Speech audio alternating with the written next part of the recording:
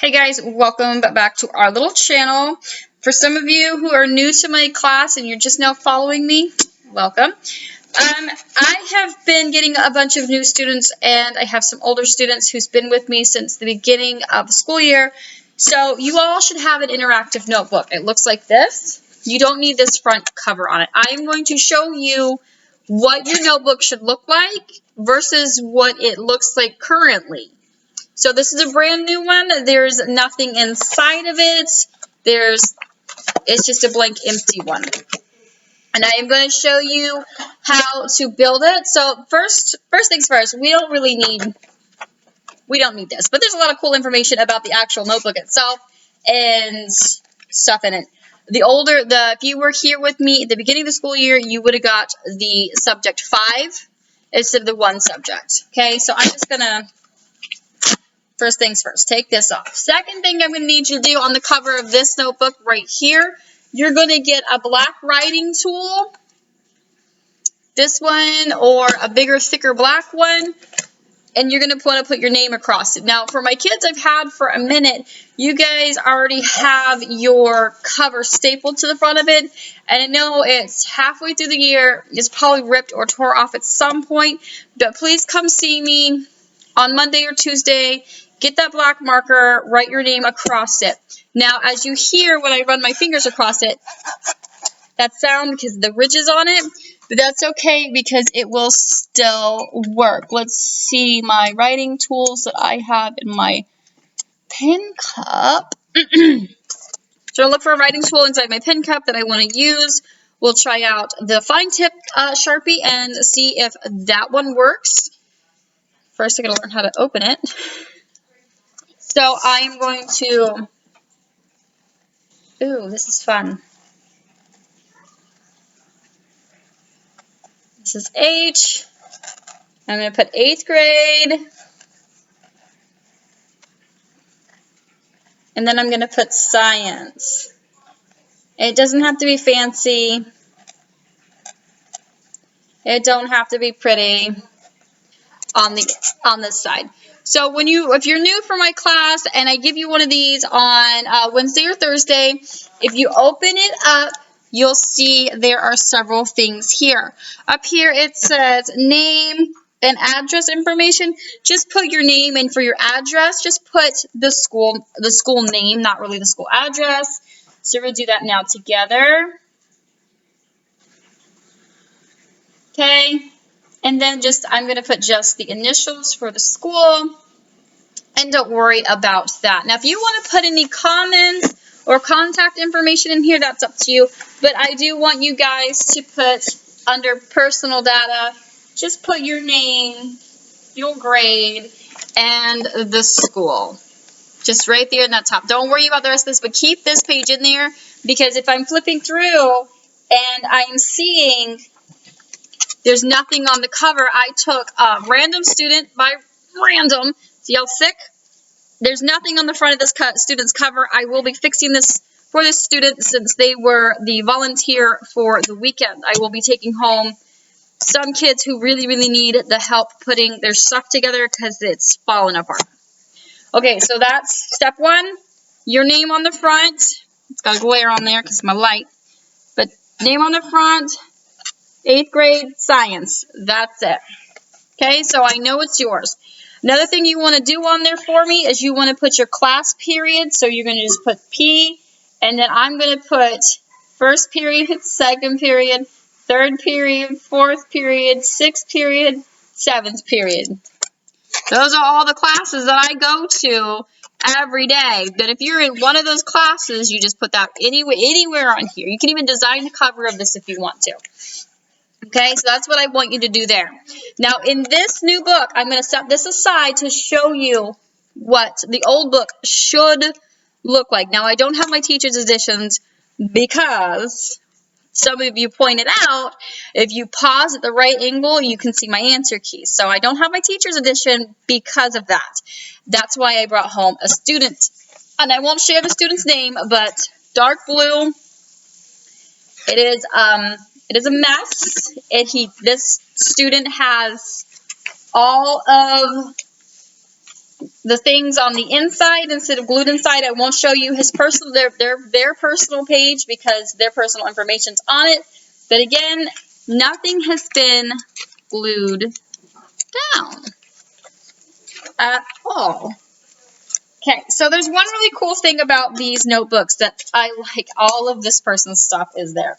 One of the really cool features of this book is this white looking page. It's actually, see if I can get it to open up here. It's actually a pocket in the front. Now, some of you have noticed that there is a pocket. It opens right here, and you can put little papers. This is where I want you to put like smaller papers right on the inside of there, just like that, and just leave them there. If it does start to rip here, I will allow you to go farther in the back and glue those pages in for me. So, what I do have for you to start with, I'm really proud of this person. They do have their table of contents set up right here. And we never judge in my class on somebody else's handwriting because at least they have it in order and at least they know exactly where it's at and they have everything labeled the way I want. We never judge anybody on how they write or how they speak. Okay? So no judgment, but honestly, beautifully done. They stopped at page 20. We're currently right now into page 56. That is what this is for. So if you're one of my newer students, the things that I'm going to need to give you on Monday and Tuesday are your pink papers. At this point, I think I have them white because I ran out, or they're yellow, but they are your instructions that you're going to need for DIA remediation, your classroom rules, things we do every day. And what you're going to do is you're going to label these pages up here in the top. See how this person has it labeled 1, labeled 2, 3, but it's folded over, so on and so forth. So your table of contents page is number 1. And then you're going to go from 1 all the way. I want you guys to have them labeled all the way to page 60. Even if there's blank pages, it's fine because we will fill them in, okay?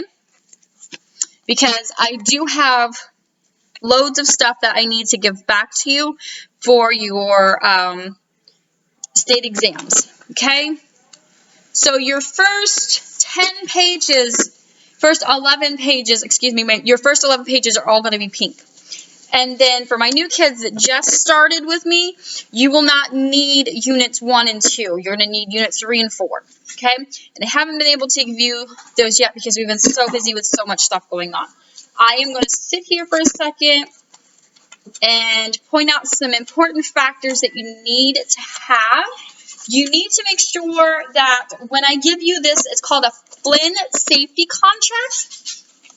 It's 2 pages. It's page 4 and 5 in your interactive notebook. I know my new kids don't have it, but you need to have some things in here signed with your name, the date on it. You need your parent to sign it.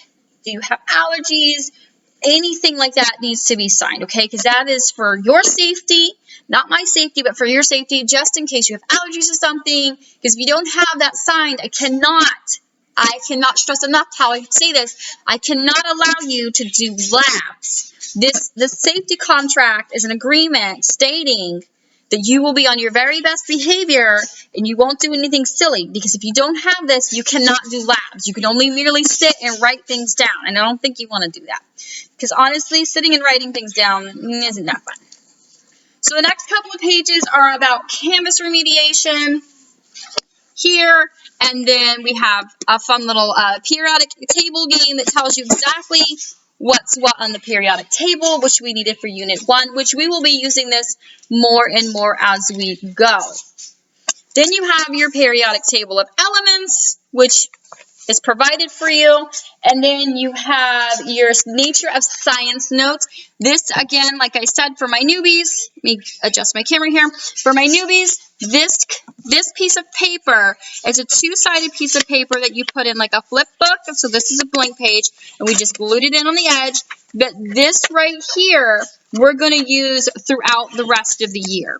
We started using this in Unit 2, and we will continue on to use this throughout the rest of the year.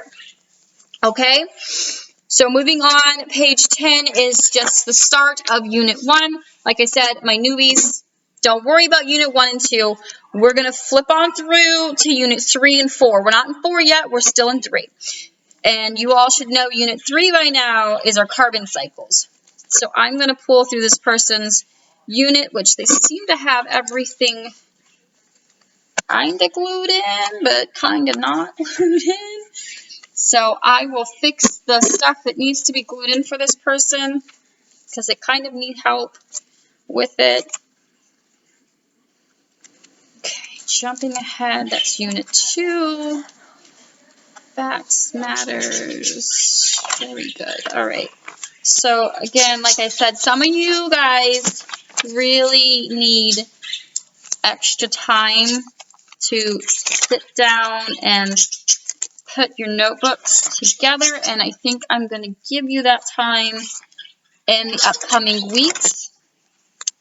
All right. So I see here where this student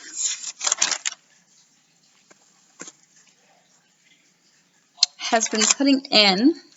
This is my first time actually opening this student's notebook, so I don't mean to go quiet on you. Okay, so what I'm going to do is I'm going to start a Unit 3 section for this student. Let me find where the last place, okay. All right, so I'm going to erase whatever this is here, and I'm going to write Unit 3 on here, and this is where I'm going to start. All right, so this is going to be my starting point here, because honestly, we've just been so busy. Life has been so hectic for us lately at school, and I understand, you guys understand, meetings, the whole COVID thing, and going back and forth in quarantine, and it just really hasn't been easy on you guys. So we're going to erase this, because this is honestly a question that was never answered. So I'm going to erase that there like that, and then I am going to find a writing tool. I'm going to use my favorite green one, and I'm going to write in this person's, right across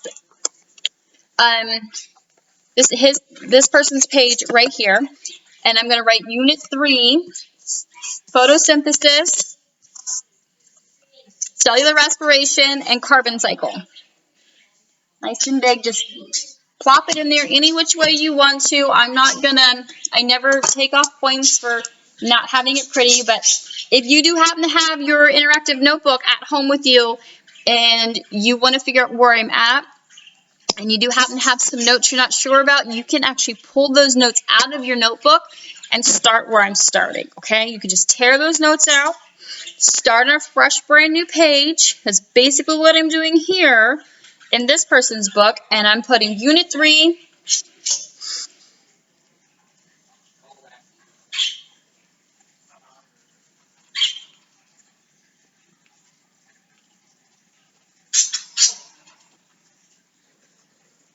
Unit 3, photosynthesis,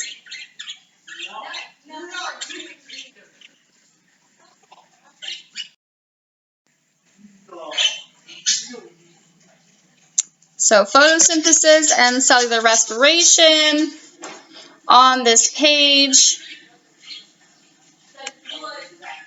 CELL.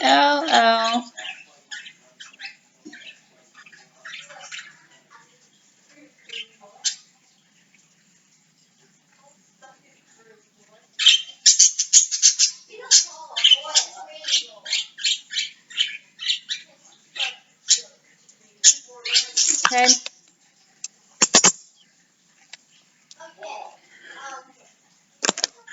And then carbon cycle on the bottom. I'm using a ruler because you guys already know that I'm a little bit of a neat freak. So carbon cycle.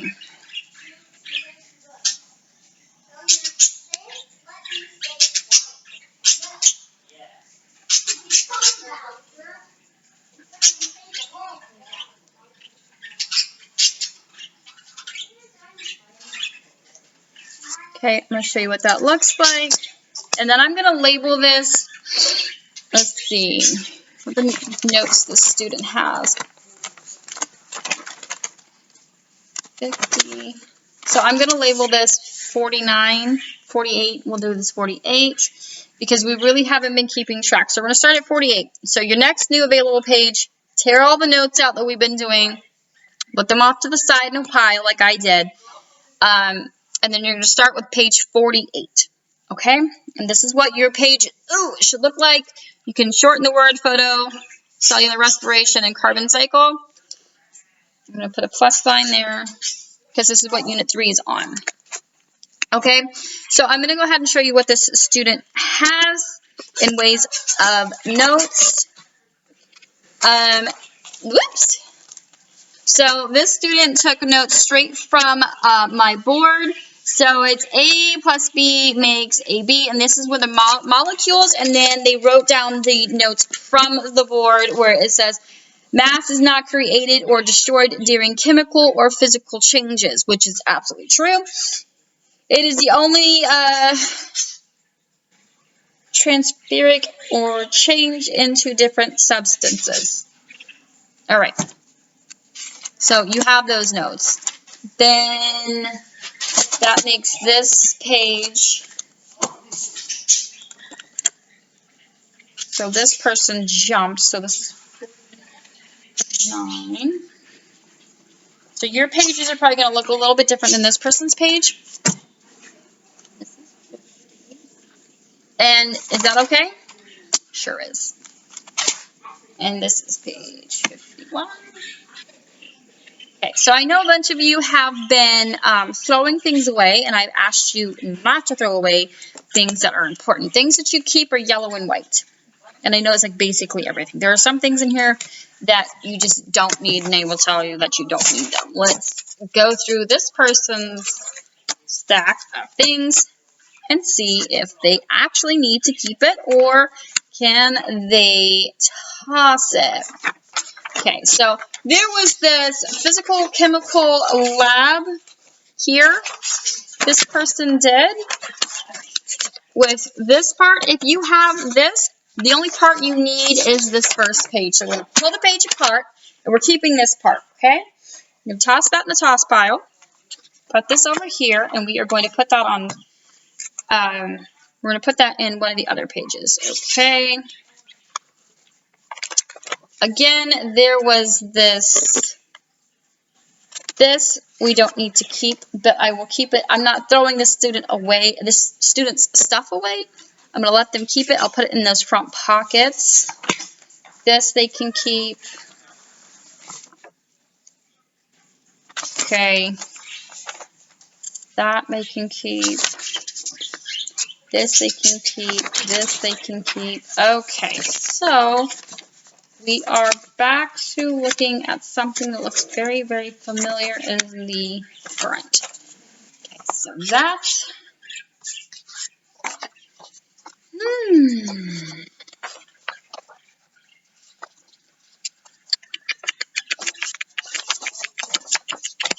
Okay, they can get rid of, they can honestly throw away all of this stuff, except for that.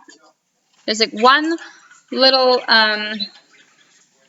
there's a little tiny strip that some of you went ahead and tossed away, and that's perfectly fine that if you did that. I will be making you guys more of these little strips with your grades on them.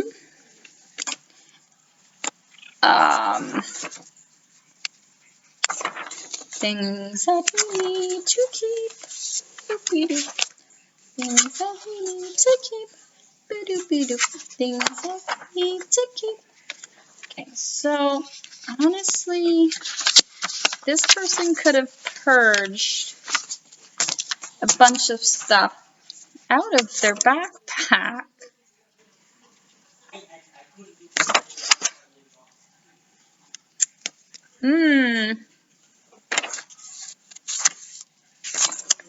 This person also put some 7th period work in here, and I don't have this person doing 7th period. So that's pretty interesting. Okay, so we're going to need, you're going to need to toss this away because you don't need this. Okay, that was your instructions for your plant cell project, so I'm going to put that there. I'm going to keep that. You need this. You need this. Random piece of paper. You need the one that looks like this. You need your Unit 3 bell ringer. If you don't have one of these, we're going to use a blank piece of paper. This person's front cover fell completely off, so we're going to put that over there. You're also going to need this set of notes right here. And I want you to have both of the tests that we just recently did. Okay, this one here and then the other one. And I need you to have these notes. And like I said, this here from, no, not this one here. That's from a while ago. So the ones from Unit 2 we're not really going to be too fussy over. But the first thing I'm going to do is I'm going to open up this person's notebook. And for page 51 in their notebook, I'm going to put this article, which should have been marked up.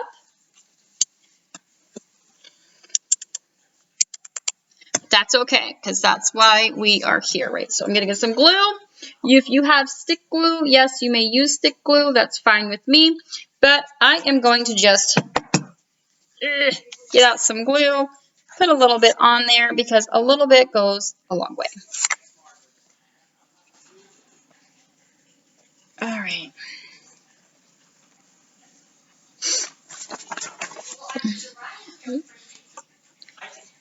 Let's see. Hold on.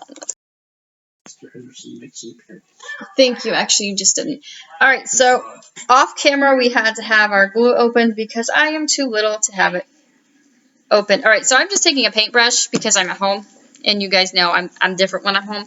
So I'm just gonna take a paintbrush, and on their paper, I'm just gonna paint the glue just a little bit, not too much, just a little bit of glue, because a little bit of glue actually goes a very long way. I don't need a lot, just enough for the corners to really stick on there. Or if you have a stapler, because you know my stapler's at work, I don't have a stapler at my house, just how it works. And you want to take the back of this paper and just put it right on the edges, just do the corner, because you know sometimes you gotta slay.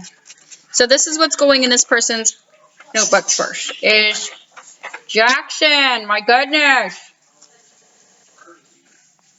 He's feisty today. So, page 51 in this person's book is their article. So 52 is their notes.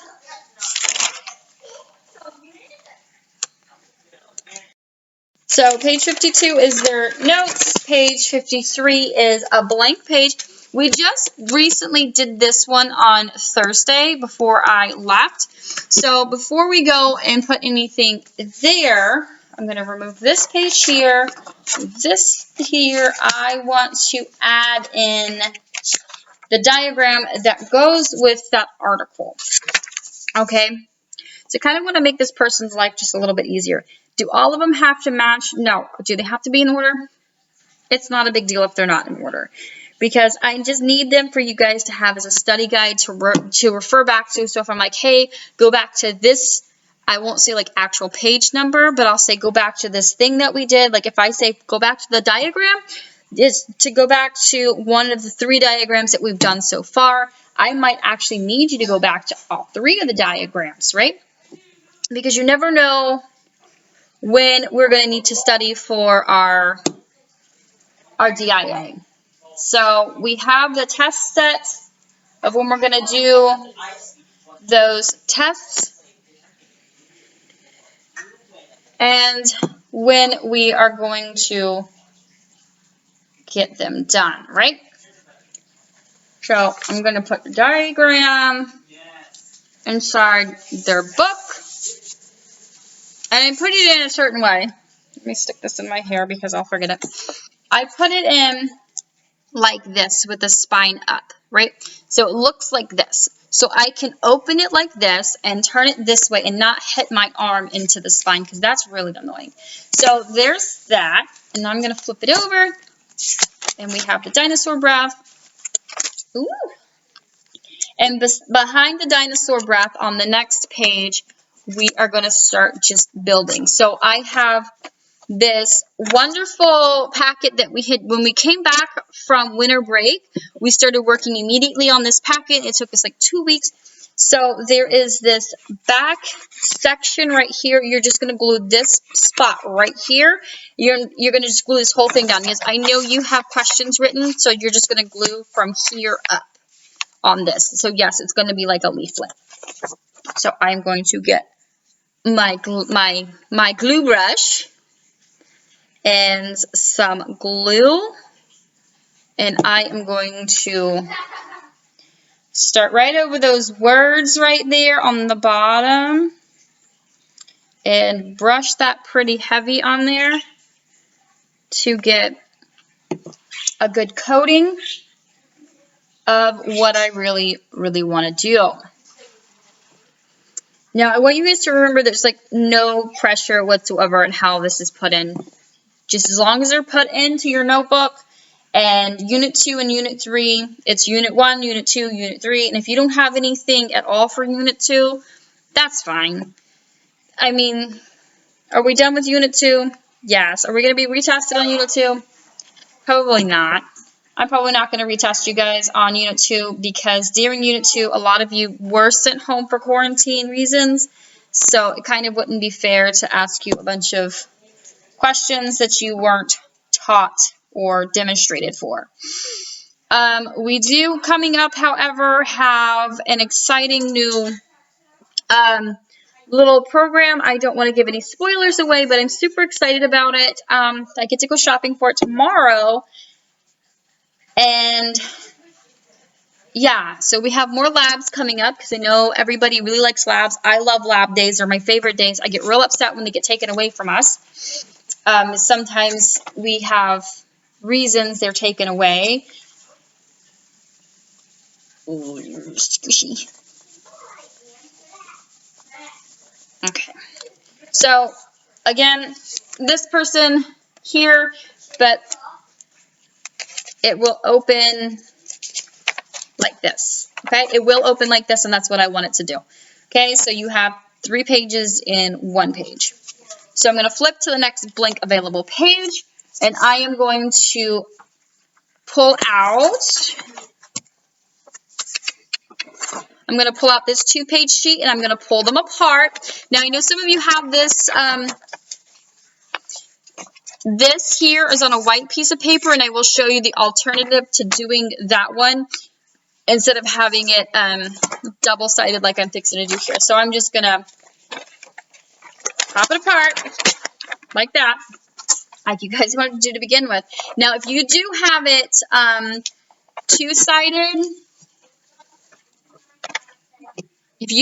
two-sided, for whatever reason, you're going to just take a pair of scissors and you're just going to cut down the lines, not across, just down the lines, and you're just going to tack it in on this side. So there'll be that side that won't have the words. So you're just going to tack it in the notebook, and it's going to be like little fingers going, hello, I see you. Okay? So, but for right now, because this person has it with the 2 pages, I am going to just tack it into this person's notebook for them and tack in the 2 quizzes. Those quizzes that I have given you guys so far, yes, they are good for notes. Okay. I'm going to take some glue on my glue brush, and I'm going to glue the corners again. I'm going to glue some more corners. So while we are putting together our notebooks, I just want to run over a little bit of a refresher. When Thursday we did the dinosaur breath project in class, I felt like some of you weren't quite getting what I was trying to explain to you. When it came to that, I wanted to know how we went from talking about having 360 million year old dinosaur breath and how that turned into chalk. How was that process made? Okay, so to break that process down and to sum it up, how we went from a dinosaur eating something, breathing something. How did that turn into chalk? Well, we're going to break that down right now. Okay, so the first step was you have a dinosaur 360 million years ago. Okay, we'll give him a name. We'll call him Ed. So Ed the dinosaur, he is a herbivore. He's a Bronchiosaurus. And he decides that he is going to have some breakfast. And for his breakfast, he has some delicious and nutritious ferns. And in that fern, he has a few things that we learned about in photosynthesis. Okay, so if you remember the process of photosynthesis and cellular respiration, you already know what happened inside the fern. Now, what you don't see happening is what we haven't talked about yet is the human cells. Okay, the human cells do not do photosynthesis. Okay, human cells don't do photosynthesis. We're not green and squishy. We're just squishy. See, I'm just squishy. I'm not green. Okay, so I'm going to show you what that page looks like. So there's the page glued in. So Mr. Ed, the Bronchiosaurus, has some fern for breakfast. Now, the fern is a plant, and it's high in starch. So when it's high in starch, it means it's stored its sugars. It's stored its glucoses. And it tastes delicious to Mr. Ed. Mr. Ed is enjoying his breakfast. When he did that, after ingesting his plant, and his food has gone in his tummy and it's starting to process, and there's a whole world of things that's happening inside Mr. Ed's body that makes this process happen with the lungs and all that. We will get into detail on that in the 10th grade. Now, some of you are going, why do I need to know that? Because we teach you science and stats. If I threw all the science at you in kindergarten, you'd look at me like I was crazy. You'd be like, I just want a lollipop and to play on the playground and then wipe my boogers on your face. That's it. So we teach you science and steps. So you learned about dinosaurs in kindergarten. You learned about dinosaurs in the 3rd grade. You learned about dinosaurs in the 5th grade. You learned about dinosaurs in the 6th grade. And now you're learning about dinosaurs in the 7th grade. All of these steps of learning old things over and over again, well, something I know, and it's something most adults know. But do you honestly know how we go from dinosaur breath to chalk? Honestly, you probably don't. So, Mr. Ed eats his plant. His plant has already been through photosynthesis and cellular respiration. Now, Mr. Ed has to go himself through cellular respiration, through his own personal body. And when he breathes in the oxygen, he puffs out CO2. So when he puffs out the CO2 molecules float. And they go bye-bye. And they float up into what's called atmospheric carbon. So the atmospheric carbon is taking sort of a joyride. We're going to say Mr. Ed is a beach bum, and he's, sitting over there by the beach, huffing and puffing away as he's chewing on his fern. And his little CO2 molecules are floating. Another little molecules over there floating, and they're like, hey, other buddy. And he's like, hey, are you from another Bronchiosaurus? And he's like, sure am. Ooh, water. So now that atmospheric carbon is going to settle down onto the ocean. Now, the ocean is something called a sink, and we're going to get into that because I know you guys are like, oh, what? Like where you do your dishes? Well, sort of like where you do your dishes. Something close. If you said that, you were really close.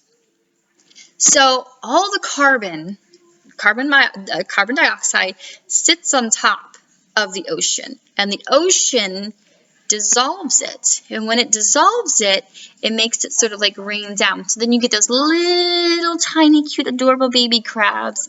The very little guys. Hold on, let me pause you for a second and see if I can't get me a fossil out of my fish tank finally. Okay, so little tiny seashells found at the bottom of the earth. You see these? These are fossils. Now, you can get these fossils offline. You can get them from the internet. You can go and find them just about anywhere. If you actually really lucky, because we do live in the state of Florida, if you're really, really lucky, you can dig deep enough and you can actually find them near the beach or near any body of water. So these will not be going back into my fish tank now that I've taken them out. So they go down to those little tiny sea creatures down at the bottom of the ocean. So those little sea creatures will collect them up and become bigger sea creatures. So they become snails, they become mussels, they'll become clams, and they get a beautiful hardened shell, which I think I have some seashells sitting around here somewhere, because, you know, other than those two that I had to fish out of the fishy tank. Oh. Aha! I do have a seashell. So, a seashell. Okay, there's a seashell, right? So there's our seashell. There's the inside of it, so you can see them. All right. So we have our fossils and we have our seashells. And then so our little clam shells, our little clams get them and they create and form their little shells and they live happy until they don't. So when the seashell dies, if we don't pick them up off the beach or go in the ocean with a net and catch and scoop these up, these will settle on the bottom of the ocean floor. So this is the ocean floor down here. And then this will become what's called sediment.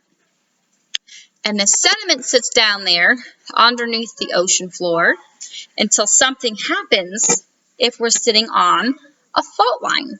Now, if we were sitting over on the other coast around California, Hangton, and we had sit near the fault lines, remember we talked about the San Andreas fault lines and how they're constantly active? So here's our fault line. There's our little ocean. And what happens if one day one of it slips?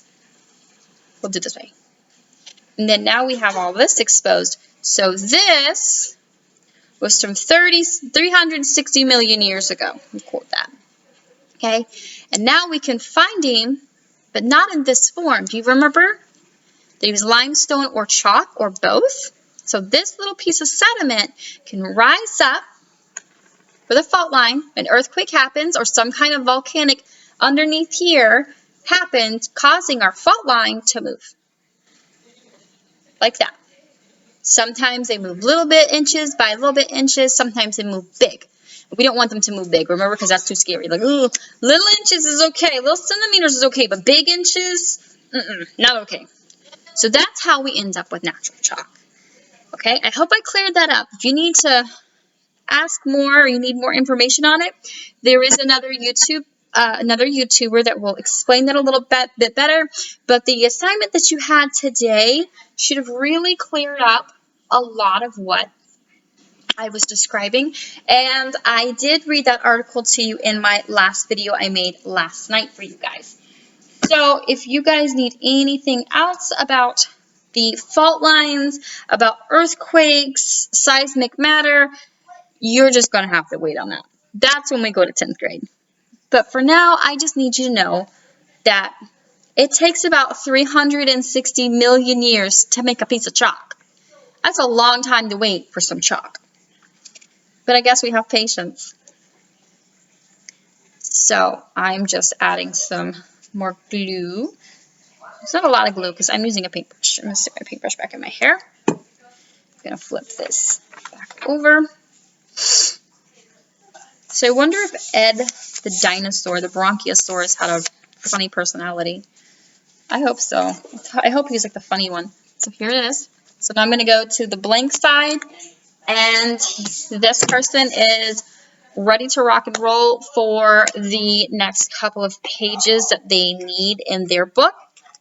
They're only missing 2 things because they have not yet been graded because they did just do them. So like I said, if you have tore out those other pages and you followed along with me, because some of you do not have these, I do have these, not you, me, they're in my possession, but we will be doing them on next week. Now, like I said, for this student here, they are all caught up, they're good to go. I know some of it looks a little funky because there's some things in here that I just really need to, this is actually You see what this does? All right, guys. Well, thank you for joining me. I'm going to finish up the student's notebook. I'm going to put their name on the front of it with a bigger black marker. And I'll see you guys on Monday. If you have any questions or comments, just leave it in the link down. Leave it down below.